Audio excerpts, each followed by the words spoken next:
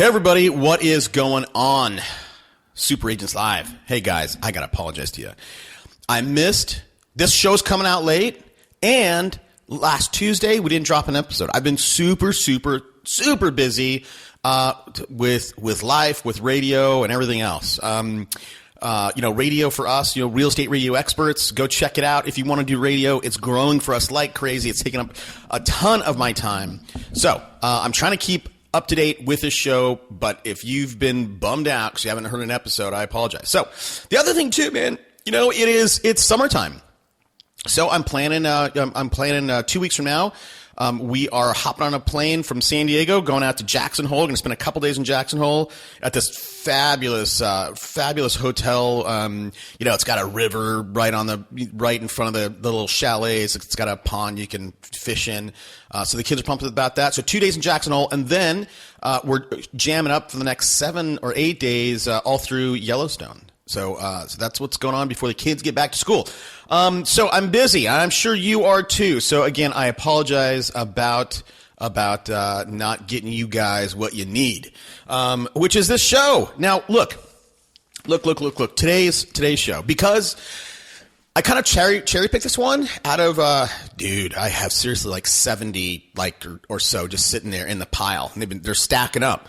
So I kind of got this one because I made some notes on it. I did it a long time ago. Now I'm going to tell you what we talk about. High level, what we talk about and break down is the Brian Buffini method. Now, as you may or may not know, Brian Buffini, his whole thing is by referral only. That's one of the reasons why I've not had him on this show. I've reached out to his people, and they're like, "Oh, yeah, by referral only." I'm like, "All right, whatever. You're blowing it." Now here's the deal. So, I talk all the time about why and how you guys should build your list. Right? Because real estate's a contact sport. The more contacts you can make, the more deals, business you're going to find. Now, this guy only, and by the way, my list for radio, because I want to sign people up for our radio arm, my list for getting people on the show is a little just under 3,000 people. And I've built that over the last year, just with my site alone. I've built that, which is cool. And if you guys can have 3,000 people or 5,000, 10,000 people in your database, you'll never have trouble doing anything. And here's what internet marketers will say.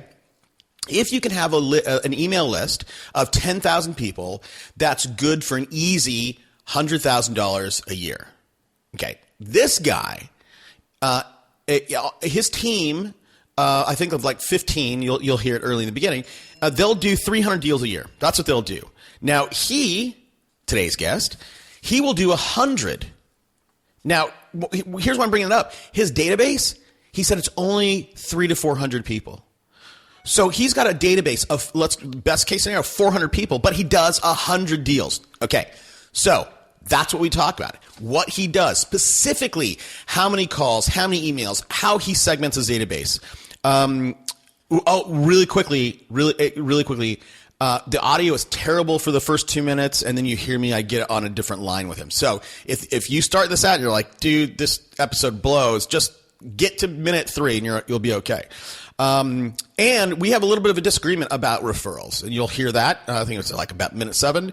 Again, list segmenting, what he does specifically, how many calls, how many pop-bys, emails, blah, blah, blah. All right, that's it. Let's get to it. Welcome to Super Agents Live. This is the one place where you can come and hear the most successful people in real estate. You'll hear how these super agents built their businesses, how they stay productive, and how they stay motivated. Who am I? My name's Toby Salgado, and I made my first $1 million in real estate. Yeah. And I'm your host for the next 30 minutes while we talk to yet another amazing real estate entrepreneur. Stay tuned. Let's go. Yeah. Right now, before we get to it, just a little housekeeping, as we always do. I talked a little bit about radio before, so I won't do it again. Secondarily, you don't want to miss future episodes like this. And this is truly a coaching session with this guy. And you can look, this guy spent thousands of dollars learning from Brian Buffini. You're going to spend an hour with him and you're going to learn exactly all the stuff. It's just now you have to go execute. So you're not going to want to miss future episodes like this. Go to the site, Super Agents Live. Download my free ebook, get on my list, and because again, I do share stuff with my list that I don't necessarily talk about on the show. That's it. The Facebook course. If you guys don't know how to retarget on Facebook, how to use pixels, how to create custom or lookalike audiences, or even just get your first 100 likes, you're going to want my course. Facebook course. Right now, there's still a few spots for the $197 package, which are the early birders. The second 100 people are going to pay $297, and after that's going to $397. So hop in now. Like, send me an email if you want to grab that early. All right, that's it. Let's get to it. Today on the show, today's guest has a pretty interesting background. He is in Omaha, Nebraska. He has a team of 16. That team will sell 300 transactions. Out of that, he'll do 100 by himself. And total volume is about 50 million. I'm thrilled to welcome Timothy Reeder. Hey, Tim, thanks for taking the time out today. Absolutely. Hey, so Tim, listen, before we get into your business, I want to know what's working for you and what's not. Tell me a little bit about yourself. I always want to know a little bit about the man behind the machine. Well, I got into real estate about 18 years ago because I wanted to be an investor, and I quickly realized that being an investor was not my cup of tea, but becoming a realtor was. And so I started selling houses. It worked really, really well. I didn't realize how relational this was. And my personality fit real estate. I was just very fortunate to find a career that worked so well for me. Our market here in Omaha never really crashed. As a matter of fact, in 2008, 9, 10, when other markets were doing really poorly is when we were booming. That's when I started my team, and that's when we got to where we're at now. My team is called the Good Life Group, and the Good Life Group name came from the fact that Nebraska is a good life state, but also we follow Brian Buffini's method very closely. I am trained by Brian Buffini. I go to all the Buffini events, and we are a Buffini team, and our focus is working by referral. Got it. Okay. And real quick, do you have a landline available, Tim? Yeah. Okay. Oh, do you have a bad connection? It's terrible. So here, let me. I'll just keep recording. Just give me the new number. Hello. Oh my gosh, way better. Okay, we're back.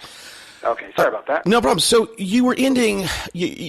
So when did you? That's amazing. You're the first market that I've heard of that did not. I mean, I can't believe you were booming in 08, 09. Why did you buck the national trend? Because our market, our houses in our market tend to appreciate it on an average of 2 to 3% a year. We just had slow growth. So we grew very slowly, very steadily. When the market crashed, we didn't have as far to fall. We have consistently been ranked one of the last states for foreclosures. Even though I sell about 100 houses a year, I only deal with maybe one short sale a year. I'm primarily a listing agent, and I only do with one short sale at a time. So we're just a very strong, slow and steady market. Okay. Again, and just for clarification, and this is more for me than maybe the audience cares about, but banks, you didn't have a problem with people getting loans? Banks were okay? Oh, no. Oh, God, no. Yeah, that is amazing. Yeah, we're very fortunate to have such a strong market here. So, okay, you've been in it for a while, so I know I have to imagine, you are doing 100 transactions on your own. I have to imagine a big portion of that is past clients' referrals. Virtually all of it. All of it? Virtually. 97% of my business is past clients and referrals. So don't you think that's too high? I mean, don't you think geez, I should do some marketing and reduce that percentage? Who are you kidding? What are you talking about? The best business you can get is business by referral. You don't have to pay fees. People trust you. When I go on a listing appointment, I'm not competing against other agents. It's the only way to go. Right. No, it seems to me, I agree with you. 100%. It just seems to me that when I hear people say, hey, listen, 80%, 90% of my business comes from referrals, it seems like I feel like you're leaving a lot of transactions on the table by not by relying so heavily on referrals. Absolutely not. I could not disagree with you more. That's amazing. If anything, our marketing is free. Our marketing is going to our past clients, talking to our past clients, and loving on our clients and our database. And what more could you possibly ask for? Free advertising, strong relationships, working by referral. Why spend the money on print or other types of advertising if I don't need to? And that's Buffini's bit, right? His whole thing is by referral. Yes, and it works. So how do you love on your, unpack that maybe. What are some of the things that you do to your database to get them to not only remember you, but to refer you? Not everybody that I meet or work with is on my database. If I sell a house, I will put the people in my database if I choose to put them in my database, which really means if I like them and if I feel they like me. So those 100 sales I put on that I sell this year, I would say about 40 or 50 of those are actually going to go into my database, because if the people move away, I'm not going to stay in touch with them, so on and so forth. Then I call or email or text. My database is broken up into my A pluses, my A's, my B's, and my C's. My A pluses are the people that refer me on a regular basis, the people that I know and they know me and we trust each other. A's are people that have referred me in the past. B's are people that I think could refer me, but I know, or maybe they've never referred me, but I know them really, really well. And a C is somebody who's pretty much just my mailing list. So we categorize our clients in that way. So we focus more of our energy on our A pluses and our A's. But between the A pluses, the A's, and the B's, they're all going to hear from us via email, phone, or text once a month. Then every quarter, we do pop-bys, where we stop by the person's house with a little trinket, just a little thank you, flower seeds in the spring, ice melt in the winter, those kinds of things. We do have a mailing list. We do have our emails and all that kind of stuff, but it's just our way of staying in touch with people. Our goal is to train our clients, and I say our goal because this is how my team works. Our goal is to train our clients to be walking, talking billboards to when they're out in the field, out in their day-to-day work, and they hear somebody talking about real estate, they're going to say, "Oh, wait a minute! Hey, I know Tim Reeder. You got to try Tim Reeder," and we train our clients to do that. Okay, so I want to know more about that, Tim. Again, let me just A plus A's and B's. Once a month, you'll email them. Every quarter, you stop by. Now, what do you do for your C's, and why don't you do the same thing? At least for the email with your C's. The C's get they're just a mailing list. So they'll get email, they'll get automated newsletters, and they'll get quarterly newsletters. But and they're people that I know, but I don't know them very well, or I don't have a strong relationship with them. And so they'll get my attention too. But keeping in mind, when I have my database is 300 to 400 people, I have plenty of people to pay attention to. So I'm going to be giving my energy and time toward the people that are already giving me business. Because in addition to lead generation, which of course is a big part of my job, I gotta sell. I gotta still have time to do my job. But the other thing is that I'm extremely strict about my schedule. I work 40 hours a work week. I don't work anymore. I occasionally work evenings, but if I work an evening, I'm going to take half the day off. And I would say I work about a half of a weekend day a month. You have a very interesting business, Tim. How do you train? If you're just emailing, so email, text, or call. Now, out of those three things, email, text, and call, do you have?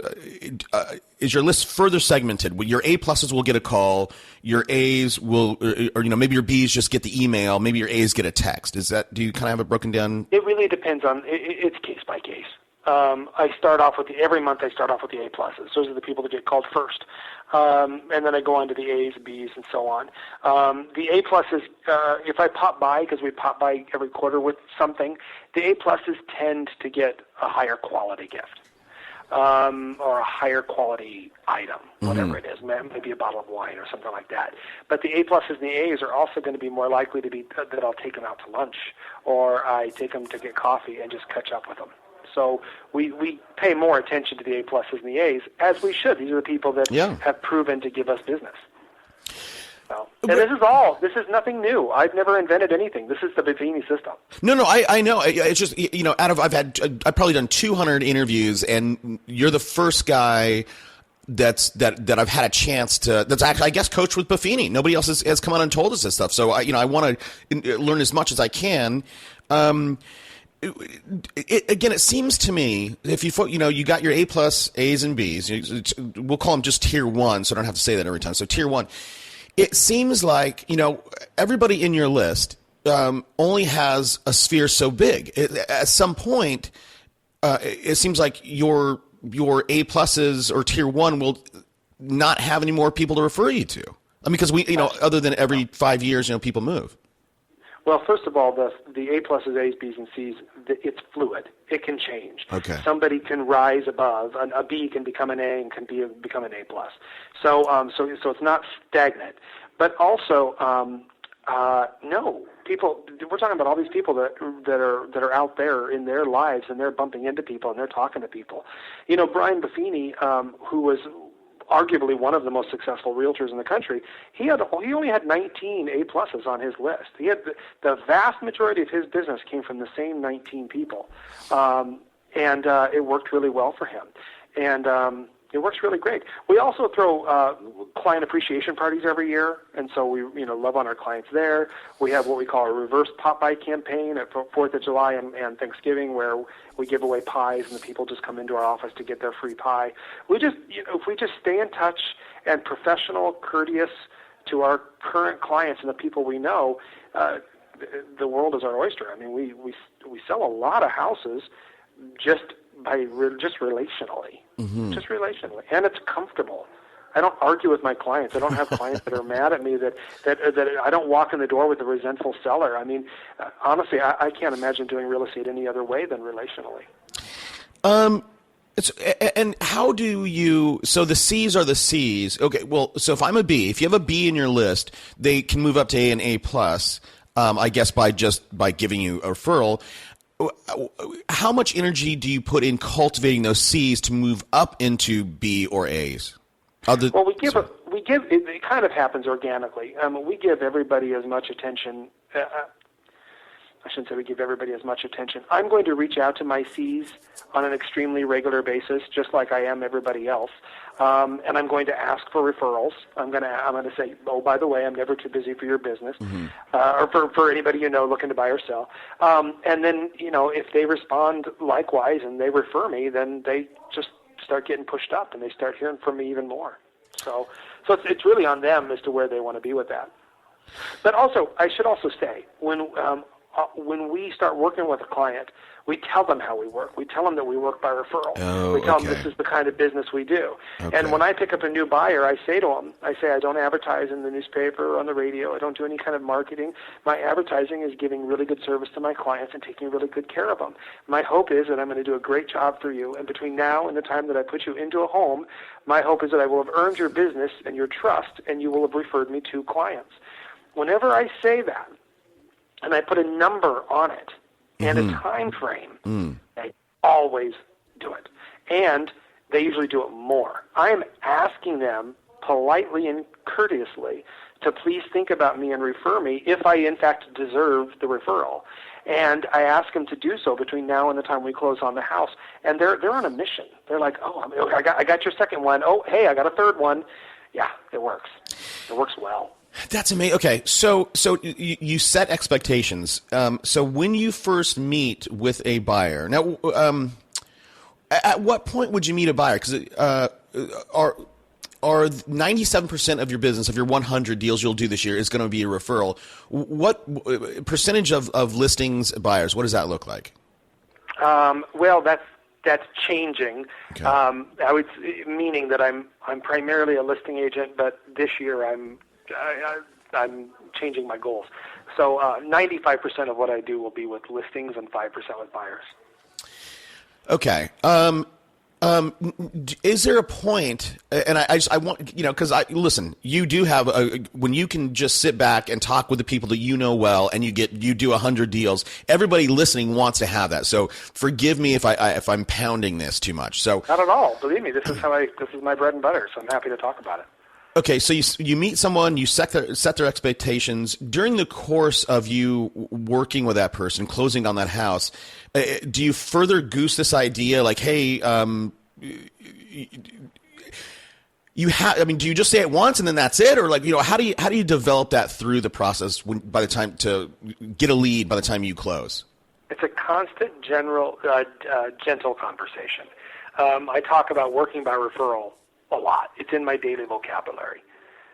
When I'll say, I work by referral, or this person was referred to me, or if let's say I'm a month into the transaction and this client has not referred me yet, of course it's not their responsibility to refer me. Mm-hmm. It's my hope that they will refer me. So if it's been a while and they haven't referred me, I'll just say it again. Oh, by the way, if you know of anybody looking to buy or sell, I would love for your help.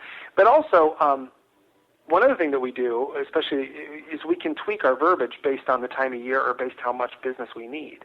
So when we go into winter, because we're very seasonal, when we go into winter, I have no problem saying, you know what, the market's really slowed down. I'd appreciate it if you could do me a favor.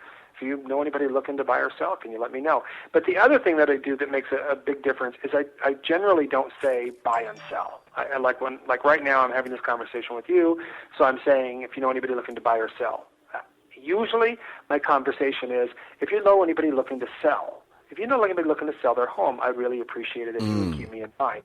And I find that being more specific it's less vague. Yeah. And then once in a while they'll say, well, I don't know anybody looking to sell, but I know somebody looking to buy. And of course I take it from there.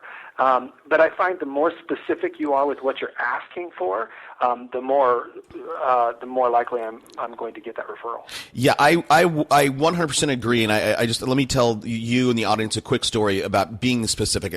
In college, I used to paint houses, and this one girl, it was a lady. We did a bunch of work for her, and one day she came to me and said, "Hey, Toby, I'm throwing a party for my husband. Do you know anybody that plays music?" And I said, "No, I don't know anybody who plays music." And then a few days later, she asked me the same thing. But what she said was, "Hey, Toby, do you know a DJ?" And I was like, "Oh yeah, my roommate's a DJ." And that's always stuck with me, Tim, because it's all about asking that right question to get the response that you want. Yes, that's really critical. That's really critical. You got to ask the right question. The other thing, really briefly while I was talking, when I say we work by referral, we train our clients that we are their trusted resource for anything real estate and anything professional, especially if they're people are moving to the new city. So we want them to know if they need a plumber or handyman or even something as simple as a babysitter or a tax preparer to call us. Because we know all these people. We are the social butterflies in the community that know everybody. And being a large team helps that even greater because maybe I don't have a tax preparer, but one of the other agents on my team does. And it's not just a tax preparer because we can go online and find one. It's one that we trust, we know, we like. And so we're constantly, I would say a lot of the clients I get calls from are calling me to say, "Hey Tim, do you got a plumber, or do you have a tax preparer, or whatever it is?" And then of course naturally when they need a realtor, they're going to call me for that as well. Yeah, and then we do a lot of business to business. We make sure that whenever I refer my plumber, I call my plumber and say, "Hey, just so you know, I referred you," every single time. Yeah. Yeah, I was just thinking that if you're the plumber, you want to be on your list, and if I do something else, I sell cars or create websites, you're the guy that I want to be hooked up with because I can tap your database just as well as you can tap mine. Right. When you make those calls, you said to me that on your A+ list that you know really, really well. What are those calls like when you it's once a month you reach out to them? What are those calls like? That's also a really good question. Because it depends on who it is, or some people I can just pick up the phone and say, "Hey, how you doing?" Other people, a little bit more business, a little bit more professional. So it depends. But whenever I make my phone calls, I always have a reason. Always. It's either to say something specific about them, which I know in advance what it is, or if I'm in a lull or I don't know what I want to talk about, but I have to make my phone calls because I time block about an hour and a half every morning to make my phone calls. But if I don't know if I don't have anything planned, I'm going to choose one of my vendors, and I'm going to call to promote my vendor. So I'm going to call all the people in my database, and I'm going to say, hey, I don't know if you need new homeowners insurance, but just so you know, I've got connected with this guy, and he's doing a really great job. He's giving people great prices on their insurance. If you're thinking about getting another insurance quote, let me know, or let him know. And of course, so I'm calling with an item of value. I'm calling with a reason, but at the same time, of course, before I do that, I'm going to let my insurance guy know, hey, I'm going to be calling my database this week, and I'm going to be telling him about you. So it's like scratching each other's back. So there's always an excuse. There's always a reason to call. That's not a problem. Okay. Not a problem. Okay. That's good, because I think a lot of people. I'm glad that you shared that, because I think that a lot of people in the audience would be like, I don't know what to say, and there's only so many times I can say, hey, this is Toby. Are you looking to buy or sell, or do you know anyone? And I would also think, Tim, you could go to your plumber or your roofer or your window guy or your auto mechanic and say, listen, I'm gonna call my database, and what I would like to do is let's say your mechanic. I would like to give them an offer. Can you give 10% off of your services for the next month or something? And do you do something like that? Because I do that for my show. I've done that. Yeah. But I've found that it's no longer necessary. I found that once I have a really good rhythm, or you have a really good rhythm in the play, and you've got things going on, and people know that when I call, my clients are dodging my phone calls. They're like, oh, it's Tim. I'm going to, how's he doing? And sometimes I might think, oh, well, he's got somebody for me or something like that. I've gotten to the point where that person that I'm referring, sometimes they do give me some type of a discount or whatever. Not for me, for them. Right. But now it's gotten to the point where they don't need to give any discounts or anything. My endorsement is good enough business. It's good enough. Just saying, hey, if you need somebody, call this person. And that tends to be good enough. Interesting. If somebody wants to model this in their market, how would they start? How do you start putting together that A+ to C database? Because your database is not that big, Tim. After 18 years, you said your database is like 400 people. But you're going to do you'll do 300 transactions this year. Why is your database only 400 people and not 4,000? Because I only put the people in my database that I like. Okay. They're relationships. I don't have relationships with 4,000 people. I only have relationships, and having the relationships with 300 or 400 is a stretch. But you can do it. These are the people that know you and like you, that would show up to your funeral if you died. These are people I know. I know the people in my database. If I don't know them, they're not in my database. What about, is there any kind of strategy around building that database? Meaning that certain people, right? The guy who is an insurance sales guy is a better guy to have in your database than some guy that works in an office with 15 people in there. It depends. Yes, theoretically that makes sense, but I would say some of the best referral sources are little old ladies that are stay at home and never leave the house. They can be people. They talk to people at church. They talk to it's hard for me to say this person's going to know more people, so this person's going to be more of a referral for me. So I understand what you're saying, but it doesn't necessarily work that way. So there's no real strategy to build your database other than you have to like them. You have to like them, and they have to like you. At what point, Tim? If somebody wants to model this, there has to be some sort of minimum critical mass in terms of database size for this to work. You can't work with 10 people in your list. Well, it just becomes more difficult when you have few people, because the fewer people you have in the database, the more you don't want to bug them. Right. So the more people you have in the database, it is going to help within reason. Even within the Buffini system, the 300 to 400 people is quite a bit. But I get a lot of business from those 300 to 400 people. Honestly, it's not rocket science, and I'm not here to plug Buffini. Yeah, no. It's the Buffini.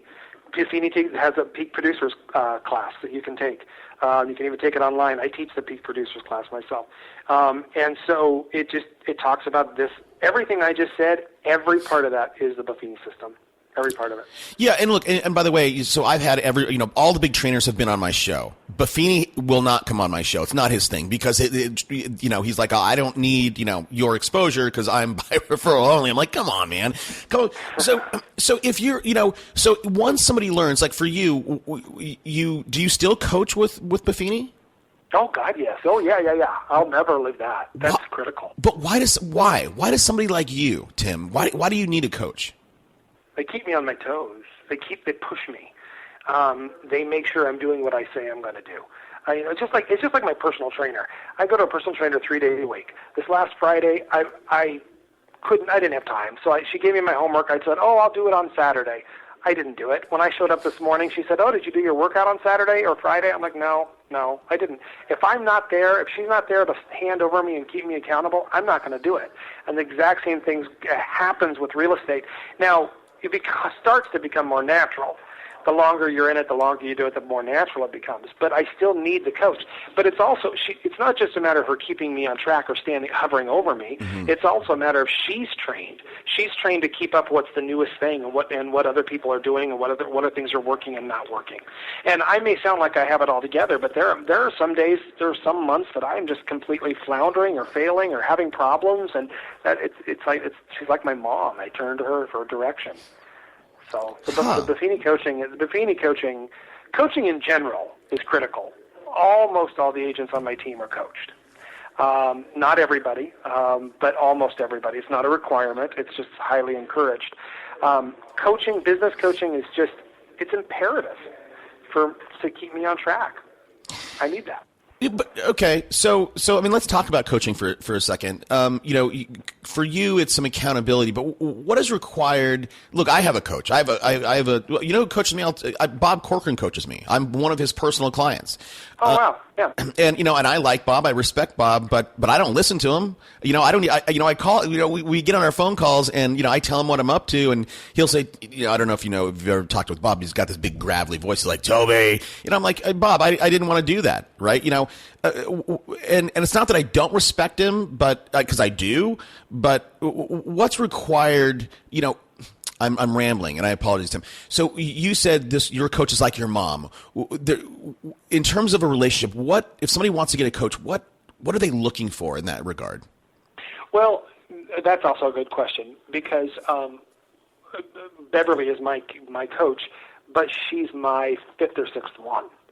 So it's one of the reasons that I like Buffini's coaching is because it's very intimate, personal.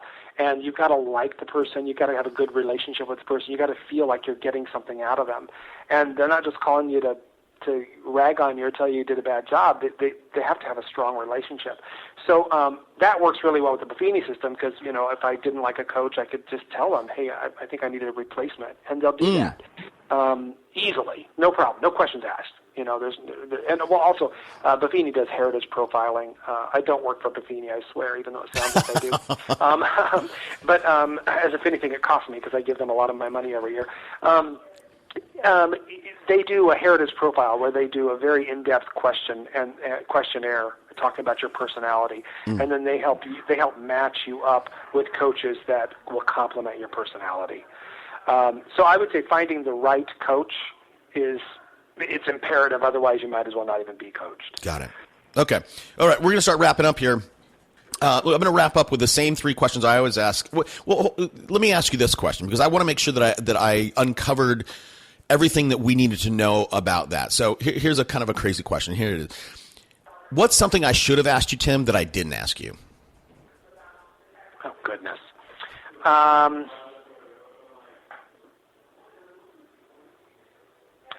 If I have anything about my business other than working by referral, what catapulted my business? Yeah, tell us. What catapulted my business was a specialty. When I was a new realtor, I found there was a lot of realtors out there, and what set me out apart from everybody else, not to mention I was 24 years old, and nobody wanted to use me because I was a young kid. So I decided my shtick was going to be that I specialize in old and historic homes. And so I did. All I did was I learned everything about old and historic homes because I lived in a Victorian house. I learned everything there was about old houses, and I made sign writers that said Omaha's Old Home Specialist.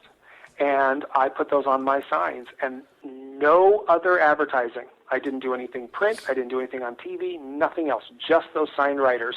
And I quickly became known as the old house specialist, very quickly, by the real estate industry and people in general. And so I made my niche. And now I tell my new agents on my team, if you want to set yourself apart, come up with some niche, whether it be specializing in ranch homes or split entries. I don't care what it is, just something to catch people's attention. And again, that was 18 years ago, and I can understand that. Then today, if somebody's going to come up with a niche like an old home specialist or something, if they want to follow your model here, there has to be a strong pull to want to flip old homes on Instagram. You know what I mean? Blog about it. Is that? Yes. Yeah, that's exactly. I would, if I were really pushing it hard now. Now I'm just the old home guy. I don't even do anything to promote that. But if I was starting it over, I would say that I would say you have to blog, you have to do Instagram, you have to do Facebook, you have to do all that. By the way, I don't do any social media. None. Do you do any marketing at all other than what you do to your database? No. None. No print, no media. I don't spend any money on advertising. See, you're one of those rare agents that you have a strong bottom line. Everybody else it's death by subscription. All right, so here's the same last three questions, and I think I'll know the answer to the first one. But as you developed professionally and personally, who was your mentor? Well, it wasn't just Brian Buffini. Because Brian Buffini came much later in my life. At the very beginning, it was Floyd Wickman. I really, really loved Floyd Wickman and Floyd Wickman's training. And he does Sweat Hogs and all this other stuff. I took his classes. I got to know Floyd really well. I got to know the trainers really well. And I give Floyd Wickman credit for keeping me excited about real estate early on. And then as I matured as a realtor, then I went into Brian Buffini systems. See, again, you're one of those people, so from the beginning, you were not afraid to invest in yourself, and you knew, and you had enough humility to say, yeah, I need some help here. What do you think, Tim? What's a good percentage of someone's income that they should devote to personal development? Oh, that's a tough question. I don't think I could give you the answer for that because I think everybody's answer is going to be different. I spend $400 and some a month on coaching, and he could hike it up to $1,000 a month, and I would still pay it. And then I still pay all the other money that I spend to go to all the Buffini training throughout the country. And even though a lot of times the Buffini coaching that we do, training we do, is not new material, it's constant refresher of what we already know. And that is enough to keep on it. Got it. Okay. And by the way, so you must have gotten some kind of grandfathered rates in there because everybody charges $1,000 a month. $400 is dirt cheap. Well, no, Buffini's not that expensive. So, but yeah, I'm really happy with Buffini. Oh, by the way, just one thing that I can go back on when you were talking about a niche or early on. One of the other things I did when I was a new realtor that was very bold at the time is I'm gay, and there were several realtors out there that were gay, but they just kind of shush, keep your mouth shut. At the time, I advertised in the gay newspaper. And I was not afraid to say, Tim Reeder, Omaha's gay realtor, and then I had my face, my name, my phone number, and this, again, was in the 90s when it was a little, I don't know if I would say taboo, but it was a little scary.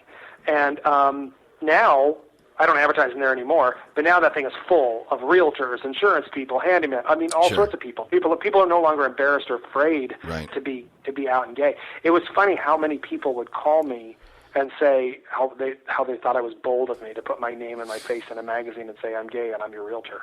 Well, look, I'm in San Diego, and if you're in LA, San Diego, obviously San Francisco, but in Omaha, that had to be frightening. Is this before the Will and Grace days, or? Yeah, it was. Wow. It does. Yeah. Wow. That's too funny. Yeah. You had, that you got no negative anything, like nobody throwing eggs at your car at the time, like you got no. Oh no, I had a few little things. You had to. Okay. Yeah. Okay. So listen, I think you just let that roll off. Yeah. Yeah. Because you're a guy who loves personal development, I'm going to ask you for a book recommendation. Here's the setup. I'm an aspiring agent. I have $25. What book should I go buy today? Oh, that would be How to Win Friends and Influence People. Dale Carnegie. Yeah, that's something. That's a book that everybody should read once a year. And I have 3 kids, 12, 10, and 7, and often I'll sit down and I'll read them out of that book. That's a great book. And everybody in the audience, if you've not read Dale Carnegie's How to Win Friends and Influence People, go get a copy. Get a copy on us. Just use our link, audibletrial.com/superagentslive. My last question to you, Tim, is this: do you have a personal habit that you feel has contributed to your success?